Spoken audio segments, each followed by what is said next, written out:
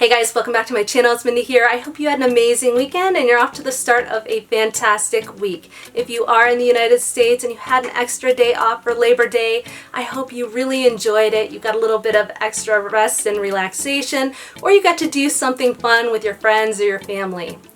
So today I'm going to talk about some perfumes that I've been playing around with. I've ordered a ton of samples off of Lucky Scent recently. Sadly, they're these 1 milliliter bottles, so they're kind of tiny, but I do now have a good sense of a bunch of perfumes that I've wanted to learn about. They are all niche. Houses like BDK, like Fragrance de Bois, like Amouage, like Roja. Really been playing around a little bit to understand which perfumes I like in the niche genre, and I wanted to share my thoughts with you. So if that interests you, please stay tuned and we will get started. So the first fragrance that I have here is Santal Complet by Fragrance de Bois, and this is an incredible, intoxicating, spectacular perfume. I really love the sandalwood and coconut in this one, and I completely understand why Demi has spoken about this one so much before.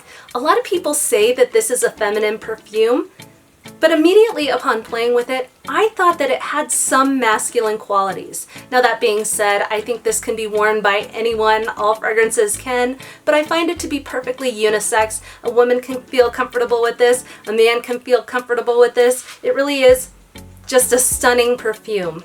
This sort of reminds me of how I feel about Bois Dore. They Don't Smell the Same by Van Cleef and Arpels. That one also has a little bit of a masculine edge to my nose, but I still really love it. Historically in my perfume journey, I really gravitated more towards fragrances that had a lot of feminine qualities, but I'm changing my mindset there. As I expand my experience with fragrance, I'm learning that I like a lot of unisex fragrances, and these are the type of perfumes that I just love to wear for me. I enjoy smelling them so much that it's not for anyone else, of course. It really is just for me because I enjoy the sillage.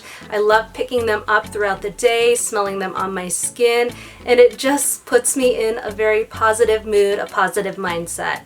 This perfume has the tiniest hint of vacation or tropical mode, and I see why people pick that up, and I think it has a lot to do with the coconut that is in here. I can definitely see a man wearing this fragrance, like I said before. The woman that I see wearing this fragrance, she is luxurious. She is kind of exquisite. She's definitely put together. She is probably on a yacht with her husband or whoever she wants to be on a yacht with. She's probably dressed to the nines, and maybe she's managing her robust stock portfolio. To me, man or woman, I see the person who is wearing this perfume being very elegant, classy. This person gives off a sense of confidence. It's just a gorgeous fragrance and one that smells quite luxurious. But at the same time, the person that wears this doesn't have to bark orders. They just command respect with their presence. This is the type of person that just has it put together. They like luxurious things and they like to smell expensive. At least that's my perception of how this perfume makes me feel.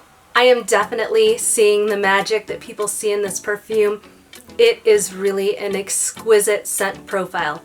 Now that being said, it is really difficult for me to conceptualize paying $300 or $400 for a perfume like this because the longevity is lacking. This one is quite strong upon application. I feel like it's there, I pick it up, but after 2 hours, it really does dissipate. It becomes quite subtle. After 3 to 4 hours, I'm wearing it on my skin now. It's a little bit harder to pick up. It's barely there. It's quite tragic, to be honest. At that price point, I do expect a little bit more in longevity. It is a little bit of a deal breaker to me, and I do respectfully disagree with what Demi has said in the past about this one, that she's willing to accept the longevity because the scent of this one is so gorgeous. I do agree with what she's saying, that this is a stunning scent, but at the same time, I don't think most people can afford to drop $300 or $400 on a product that just has mediocre performance. Super sad about this one because it is an absolutely beautiful fragrance, one I might order a 10-15 ml bottle sample of and play with over time. And if I have to get it into my collection at some point in time, I will. But really the struggle, the tragedy here is the longevity, and I don't know if I'm willing to sacrifice the dollars for that performance. Again, that is Santal Complet by Fragrance de Bois. Next up is 51 Essence de Parfum by Roja. I hope I said that all right. This was all over the place on YouTube about 4 or 5 months ago. A lot of people were talking about this one, and I think Roja probably did a massive marketing campaign and really created a lot of buzz around this one. This is very nice. It is nice. It's okay. I do like the fragrance profile. But there is nothing about this one that screams that I have to have it in my collection. Now, part of that is just simply my style of fragrance, the style of fragrance that I prefer. I love gourmands, and this doesn't really lean in that gourmand direction. To me, this is in the genre of Coco Mademoiselle, where it's classy, it's sophisticated. This is absolutely office friendly. I don't really see this offending anyone, but personally I do have a strong preference for Coco Mademoiselle, something with that type of scent profile, and for that reason I will always compare fragrances like this to Coco Mademoiselle, and this one is just slightly inferior to my nose. To me, this one really does seem to be well blended. In the notes, there are vanilla, there's sandalwood and clove. Those are a few that I seem to be picking up when I press my nose against it. And I also get a floral aspect as well, both white florals and yellow florals like ylang ylang, gardenia for white florals, orange blossom, tuberose, jasmine, lily of the valley. So definitely a presence there of those florals. And again, I don't always lean towards floral-centric type fragrances. Again, I find this to be extremely pretty. It is very nice, but this isn't really my type, and I don't think it's nice enough to be one that I would want to add to my collection. For me, the juice is not worth the squeeze on this one, considering that very, very high price point of around $300 or so. Totally my personal preference, but I just don't think this one is for me.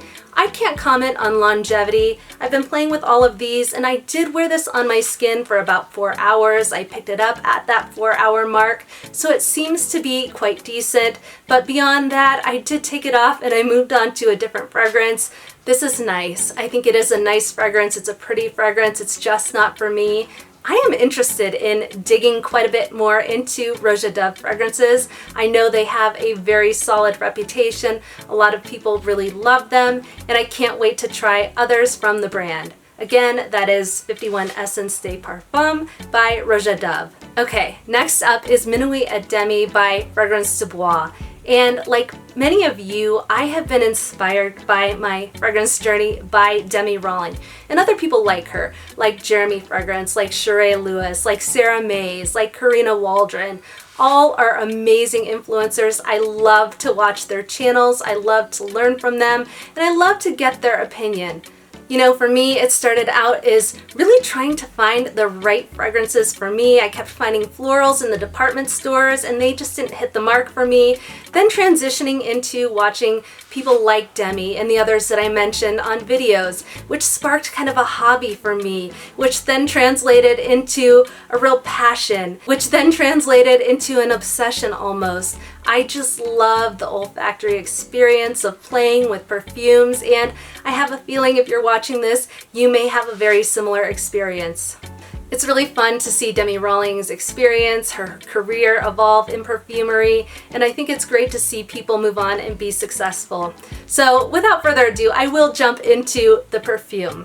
First, I'll touch on the notes here because the notes were absolutely intriguing to me. There is cardamom, pimento, bergamot. There's caramel and coffee. There's vanilla, a couple different kinds, cinnamon, musk, tobacco, cedar, liqueur, cashmeran, and vetiver. All of those notes come together beautifully in this one. I love a lot of the notes that are in here, and I'm definitely excited about some of the spicy notes specifically.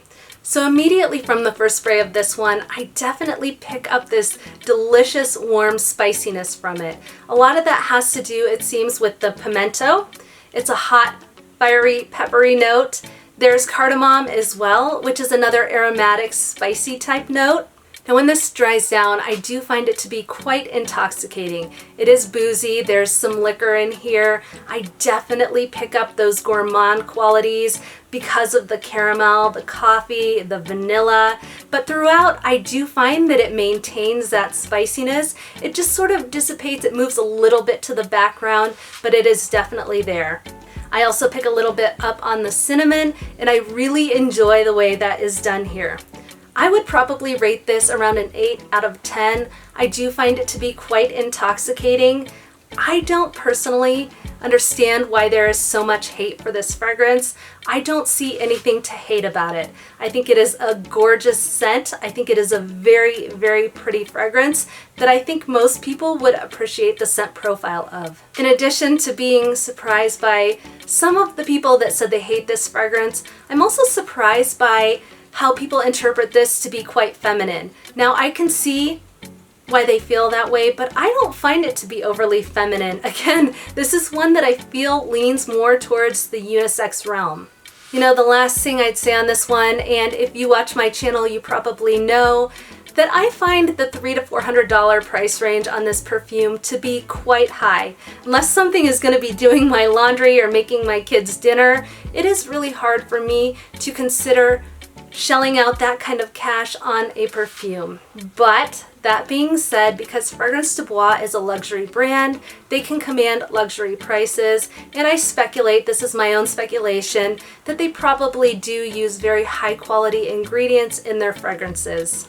Ultimately, because this one is only an 8 out of 10 for me, it is not a 10 out of 10.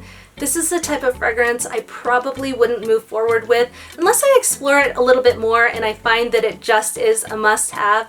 There's another perfume that is oftenly compared to this one, Minuit at Demi, and that is Changing Constance by Penhaligon's. Definitely interested to jump into that one a little bit. I love the scent profile of this perfume. It's really the price point that has me pausing. So I'll check out Changing Constance, maybe include it in a this, not that fragrance video in the future. Not one that I'll move forward with today or in the near term, but certainly one I'll continue to evaluate over time, and who knows what will happen in the future. I never say never. Again, that is Minuit at Demi by Fragrance du Bois. Alright guys, thank you so much for tuning into my channel. As always, I truly appreciate you. If you enjoyed this video on perfumes I'm exploring and playing around with this week, please go ahead and give it a thumbs up and consider subscribing to my channel. If you are celebrating the extended weekend here in the US, I hope you enjoy the rest of it. For the rest of you, I hope it's a fantastic rest of the week. I hope you have a lot to be grateful and thankful for. And until next time, I'll see you soon.